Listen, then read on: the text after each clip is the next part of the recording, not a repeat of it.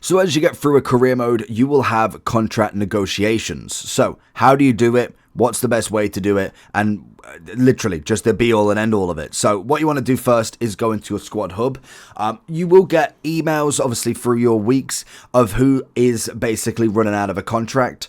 Then you want to go into the squad hub. So as we can see, we've got the financial side, so we can see what we've got left on a contract as well. So like for instance, Heaton's got a year left. We're quite happy with the free keepers that we've got. It'll just give us some value back.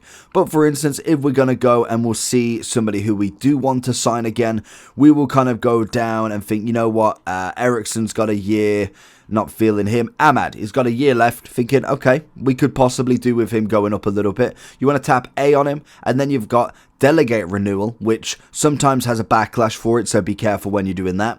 And then you also have contract negotiation. So once we tap into that, we'll go into a cutscene, which will be basically the negotiation of it. Now, we've got to be smart with this. You got to remember how much money you're giving them and how much money you've got left, but they will give you a cutscene for everybody. So as you can see, we've got the squad role, we've got the current wage at the moment, and 21. And it also gives you your budget and weekly budget as we go through. So we can see we've got a few options here. So what are we thinking for him? Is he crucial in the role? Is he a prospect, important, rotation, or sporadic? Personally, I think at this point would say crucial, which is going to be massive for him to hear. And you've sometimes got to butter them up a little bit before you give them the actual negotiation. Otherwise, they might just have to go a little bit. So as we go through all of the spiel, they'll obviously do a little bit of this. So thinking, okay, how long are we going for? You've obviously got no extension, year, 2, 3, 4, 5. If we're going pretty obvious with this, we'll probably go, he's 21 years old, make him into 25, maybe 26 with the extra year on top. We'll go for a 4-year contract extension.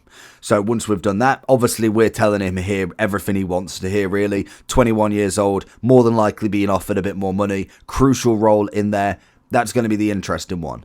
Obviously, you've got the kind of release clause as well. So end negotiation, counter, or accept. We're going to accept it because obviously they're going to accept it as well. And then we can go with the wage. So you've got signing on bonus that you can add on. So we can give him an extra 50 grand to be sweet about it. And then we'll see if he'll accept a 60. So we'll submit the offer. Obviously, you can edit it as well. You can also add bonuses. So bonuses will be certain goals. So say we've got count, we want 25 goals, and we'll give him an extra 100 grand.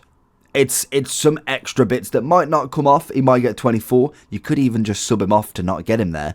But there is a potential that that is an extra bonus on top for some of the big players if you are negotiating again. So as you can see now, we've got signing on fee. We've got 62 grand for them. So again, we can counter offer this. So for instance, if we edit the bonuses, we'll say 10 goals and we'll give you 72. It's going for it more and it's less likely to it. And then we'll edit this wage. He's wanting a signing on bonus. We'll go back down to 500. We'll submit it again. We can agree to them numbers. Half of the time, if you go back with a counter, they will obviously accept it. He has accepted quite a low wage for right now if he is going to be that prospect that we know he should be. So it's going to be an interesting one to work with. But that's all you've got to do to renegotiate.